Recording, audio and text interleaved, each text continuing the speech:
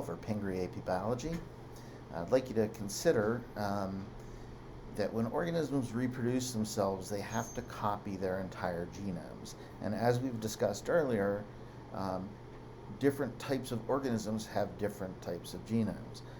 For example, tobacco mosaic virus you could fit the entire genome on the front and back of one sheet of paper, whereas something like E. coli is going to require about 1,000 sheets of paper front and back. So 2 reams of paper will do it. Or for something like us, a eukaryotic genome is going to require significantly more, about 60,000 sheets, which comes out to be about 120 boxes of paper. So 10 reams of paper per box, and so a lot more information there. And so based on that information, I'd like you to take a minute and think about what challenges might present themselves differently to these different organisms.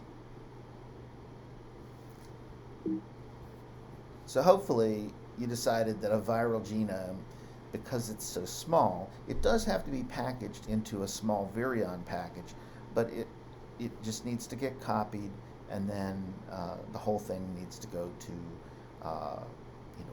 one virion, one virus particle. Whereas a bacterial genome, because it's slightly bigger, the same thing happens, but it's a slightly bigger genome, so it takes a little bit longer to copy, and you're going to do binary fission, so it's not that much of a problem. But when you get to something like a eukaryote, which has so much more information, you really have to do some special things to get them to go into the right cells. And hopefully you guys came up with mitosis as the way that cells, eukaryotic cells at least, make sure that each cell gets a copy of the genome. And so this slide simply shows in a different way on a logarithmic scale the differences in the genome sizes for the different organisms. Okay, so bacteria aren't just sacks of enzymes. They do need to get a copy. They usually have a single double-stranded chromosome that's coiled up, and as long as it has the origin of replication attached to each of to different parts of the cell, as the cell grows, those 2 origins of replication will go, and the cell will wind up with 2 new copies of the DNA. DNA in bacteria generally is constantly replicating, and so you just need to make sure that each new cell gets one of those origins of replication. So it's a relatively simple thing. In eukaryotes like us, you'll notice that we have a lot more complex problem because we don't have just one chromosome. Our genome is organized for us into 23 pairs. Other organisms have different numbers of pairs, but here we see paired chromosomes, and you need to make sure that one copy of each of these 46 chromosomes gets into each of the new cells. Otherwise, you're going to wind up with a loss of information, and the cell's not going to work properly. Okay, so focusing in on a single chromosome, I'd like to make sure that you guys are aware of what a chromosome is. Chromosome came from color, chromos, and soma, body. So when these were first being studied, people looked under the microscopes and chromosomes took up stain, and that's why they were called chromosomes. So a single double-stranded piece of DNA wrapped up into a chromosome, looks like this. And when that DNA is replicated, it winds up composed of two sister chromatids. So this thing here, which is blown up in an electron micrograph over here, contains two double-stranded pieces of DNA, one on this side and then one on this side. And then in mitosis, what happens is those two sister chromatids separate, and when they separate, they become called chromosomes again, because they're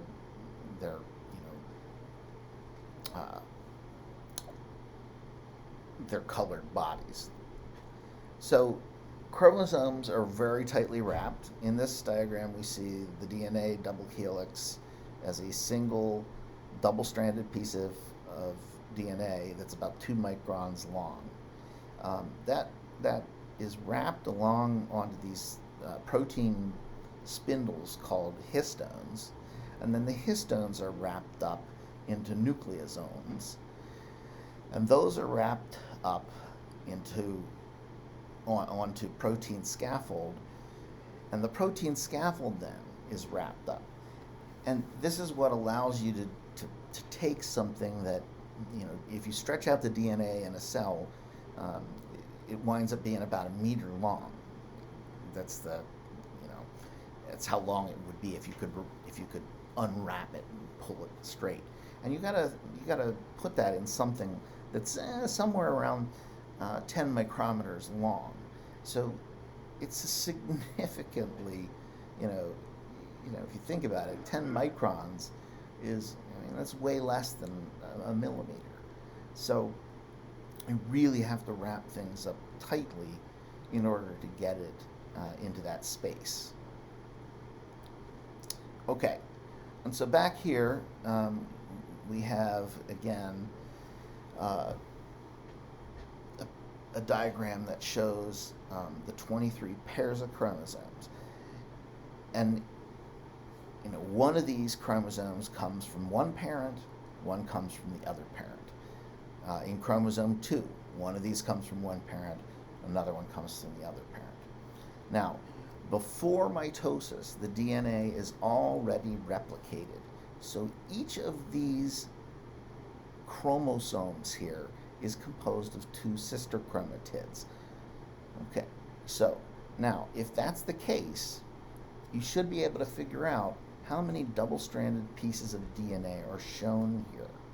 Remember, each of these chromosomes, there's one chromosome 1 from mom, one chromosome 1 from dad, and each of those chromosomes is composed of two sister chromatids, each chromatid has a double-stranded piece of DNA. So how many double-stranded pieces of DNA do you see here? Now, you should say 92, because in this chromosome 1, there are two double-stranded pieces of DNA from mom and two double-stranded pieces of DNA from dad. So this right here represents 4 double-stranded pieces of DNA. And since there are 23 pairs of chromosomes, or 46 chromosomes, there are 92 double-stranded pieces of DNA prior to mitosis.